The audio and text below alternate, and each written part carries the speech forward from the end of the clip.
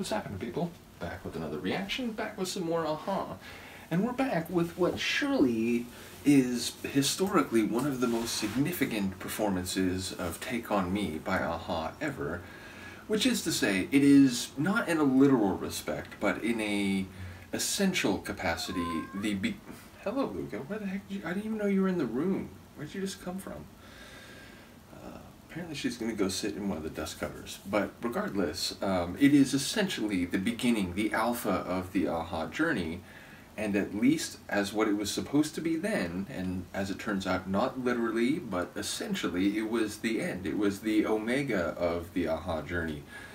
So the idea of finishing the concert with this song, surely it had to be, and I don't know the degree to which they have varied the final song, whether the regular concert or an encore, but over the decades. But yeah, again, it feels like this had to be. It was a natural. It's an obvious choice to conclude the concert, and again, at the time, the Aha story. So I can only imagine the audience reception, even knowing people's, let's say, mixed feelings about the tune relative to the band's legacy. I can only imagine the degree to which this would have been a really incredible capstone on the journey, and why it would have been perhaps a culmination of emotions for people who don't normally, let's say, get emotional at this song. So either way, excited to hear it, wondering if we won't get a bit of afters, or at least a prolonged audience interaction at the end. No, Luca, we do not mess with the records. Please go over here. I don't trust her, so give me one moment. I have to move these records. I'm gonna do a DJ mix after this reaction, and ultimately, if there is trouble to be investigated, that's what Luca wants to do. So, in any case, let's hear it. This is Aha, Take On Me, from the Ending on a High Note concert in late 2010.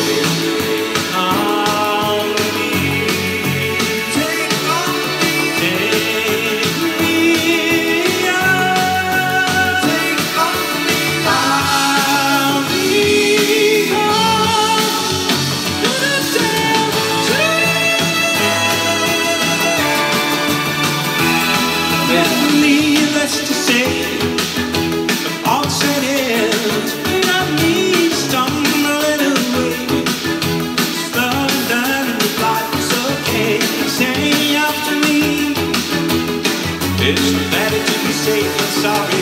Take on me. Take on me. Take me. Take on me. I'll be gone.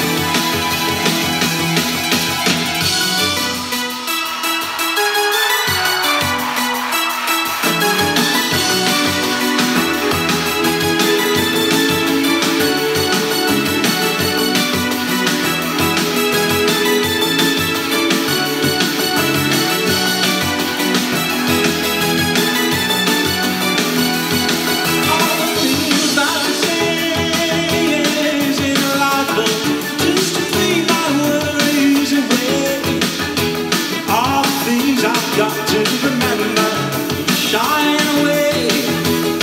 I'm coming for you anyway. Take on me. Take on me. Take me up. I'll be gone.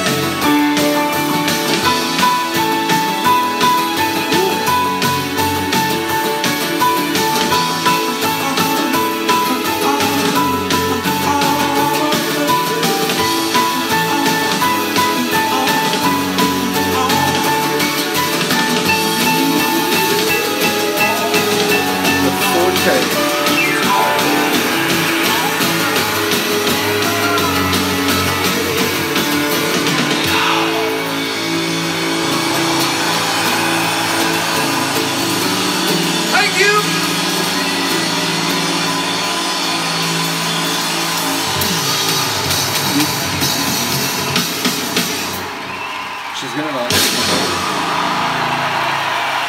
The face. No. Now is not the time for that.